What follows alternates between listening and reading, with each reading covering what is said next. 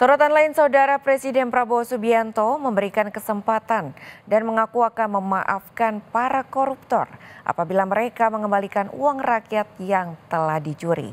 Pernyataan Presiden ini pun menuai beragam respons dari sejumlah pihak.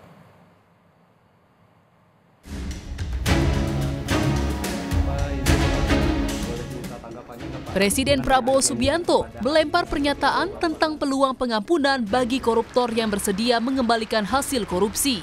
Di depan mahasiswa Indonesia di Kairo, Mesir, Prabowo menyebut koruptor akan dimaafkan jika mengembalikan uang yang telah dicurinya kepada negara.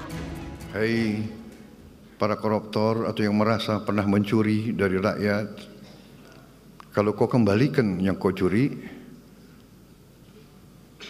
ya mungkin kita maafkan, tapi kembalikan dong.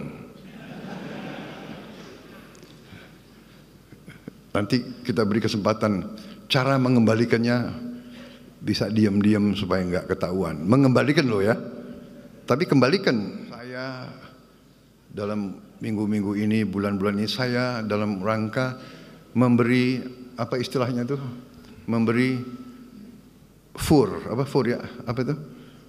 memberi kesempatan untuk tobat. Menteri Koordinator Bidang Hukum, HAM, Imigrasi dan Pemasyarakatan Yusril Iza Mahendra menyebut Presiden bisa saja mengeluarkan amnesti dan abolisi sebagai mekanisme memaafkan koruptor jika mengembalikan hasil korupsinya. Kata Yusril, meski Undang-Undang Pidana Korupsi menyatakan pengembalian aset tidak menghapuskan perbuatan pidana, namun Undang-Undang Dasar tahun 1945 memberi wewenang Presiden untuk memberi grasi, amnesti dan abolisi untuk tindak pidana apapun. Presiden bisa memberikan abolisi, bisa juga memberikan abolisi, jadi perkaranya tidak dituntut. Atau Presiden memberikan amnesti, sedang sidang ataupun diadili, ataupun juga tidak akan dituntut. Itu bisa terjadi. Jadi kalau itu dilakukan, maka ketentuan tentang bahwa meskipun mengembalikan kerugian negara tidak menghapuskan sifat pidananya, itu kalau diberikan abolisi amnesti, ya perkara itu selesai. Nah, lebih tinggi itu D45 sumbernya. Merespon wacana ini, mantan Menko Polhukam Mahfud MD menyaksikan transparansi dan akuntabilitas pertanggungjawabannya jika gagasan memaafkan koruptor dengan mengembalikan hasil korupsi direalisasikan.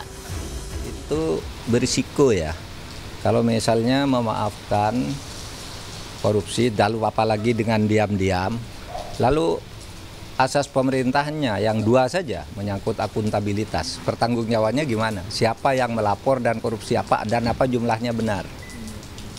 Lalu asas transparansi juga bagaimana? Nah, belum lagi bertentangan dengan undang-undang misalnya. Sementara pengajar Sekolah Tinggi Hukum Indonesia Jentera, Bivitri Susanti menilai wacana memberikan maaf kepada koruptor yang mengembalikan kerugian negara sangat tidak tepat. Bivitri menegaskan mekanisme grasi, amnesti dan abolisi bisa diberikan untuk hal yang salah pemidanaannya. Kalau konteksnya pengampunan koruptor, yang harus disadari oleh kita semua, korupsi itu bukan karena alasan tekanan politik, apalagi kehilafan. Korupsi itu biasanya disebabkan karena keserakahan, bahkan juga biasanya yang korupsi bukan orang miskin ya. Pemaafan sebenarnya justru akan merusak hukum pidana kita, karena seakan-akan tidak ada efek jera yang mungkin mereka dapatkan, malah mungkin ibaratnya tuh kita berjudi aja, kita korupsi aja dulu. Nanti untung-untung kalau misalnya kita kembalikan sedikit, terus lolos dari pidana. Wacana memaafkan koruptor jika mau mengembalikan hasil curian menuai banyak tanggapan. Sejumlah kalangan menilai sebaiknya Presiden Prabowo fokus mempercepat RUU perampasan aset yang tak masuk prolegnas DPR. Tim Liputan Kompas TV.